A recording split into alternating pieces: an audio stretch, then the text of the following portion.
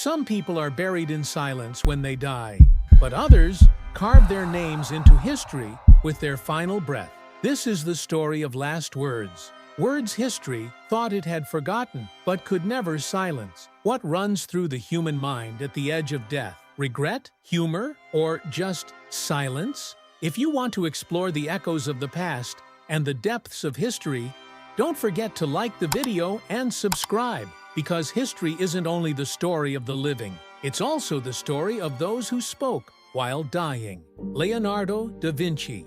The year is 1519. One of the greatest geniuses the world has ever known struggles to breathe. His brush slips from his hand, his eyes half closed. My works did not reach the quality they should have. I have offended God and mankind. With those words, Leonardo da Vinci passed into history, not just as an artist, but as a man consumed by his pursuit of perfection. Julius Caesar. You've surely heard this one before, but leaving him out would be disrespectful. The marble walls of the Roman Senate echo with screams. His own men, daggers in hand, close in on him. The final blow comes from the one he trusted most, Brutus. Et tu, Brute? You too, Brutus? In that moment, Caesar became immortal, not as an emperor, but as the eternal symbol of betrayal. Mozart. Vienna, a dimly lit bedroom. His breathing weakens, his hands tremble, yet he still hears a melody. The taste of death is upon my lips. I feel something that is not of this world. And then, the notes went silent. Karl Marx. At 64, surrounded by those expecting a profound philosophical statement, Marx, ever the contrarian, left the world with this: go on, get out. Last words are for fools who haven't said enough. And at that moment, the silence grew louder than all his theories combined. Socrates. He lifts the cup of poison. His friends weep, but even in death, the philosopher continues to teach. Crito, we owe a cock to Asclepius. Don't forget to pay the debt. That rooster became the eternal symbol of humanity's defiance of death. Hegel. Centuries later, his philosophy is still debated, but on his deathbed, he simply said, "Only one man ever understood me, and he misunderstood me." Perhaps in that moment, he defined philosophy itself, tragic and misunderstood. Che Guevara. Captured in the mountains of Bolivia, his hands bound, his body bruised. When the soldier raised his rifle, Che looked him straight in the eyes and said, "Shoot, coward. You are only going to kill a man." That day, the echo of courage was louder than the sound of the gun. Oscar Wilde. In a small Paris hotel, he stares at the faded wallpaper. Either that wallpaper goes, or I do.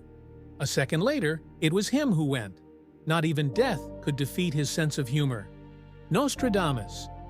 The man known for his prophecies foresaw his own death. "Tomorrow I shall no longer be here."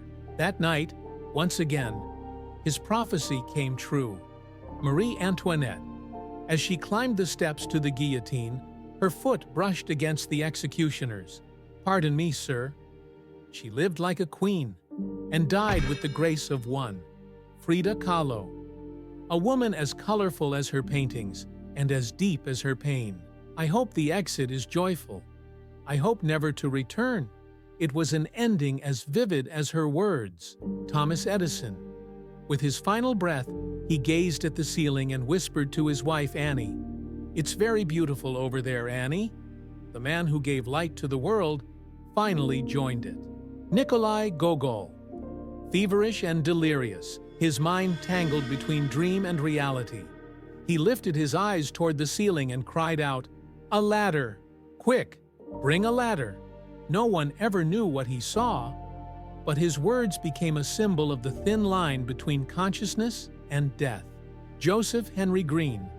At 81, the doctor who had measured countless pulses took his own one last time. It stopped.